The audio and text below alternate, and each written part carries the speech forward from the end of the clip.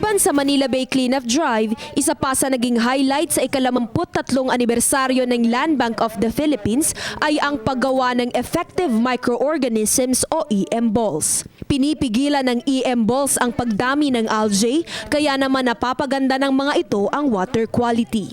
Higit sa lahat, nakakatulong rin sila sa pagpapalinaw ng tubig dahil bine-breakdown nito ang mga namuong putik at iba pang duming nagpapalabo sa ating katubigan. Ideally, this should be the size of our mud ball. Bakit, sir? So yung tamang-tama lang para Okay. At saka para mas hindi siya matunaw. Kitang-kita sa mata ng mga nagboluntaryo ang pagkamangha sa mga ginagawa nilang EM balls para sa ating kalikasan. Matapos nito ay agad kaming dumiretso sa Estero de San Antonio, Abad sa lungsod pa rin ng Maynila.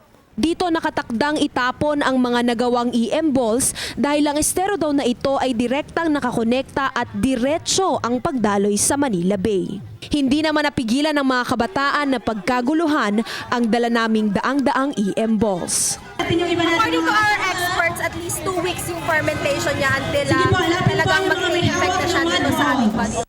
Matapos ang 2 linggo, maaasahan ang dahang-dahang pagbuti ng kalidad ng naturang katubigan.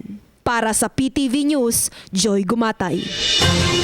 Ang inyo pong napanood ay tungkol po sa inlunsad na paggawa ng Effective Microorganism o EM balls. Ako po si Cathy San Gabriel. Subscribe na sa PTV YouTube channel. I-click lang po ang subscribe button.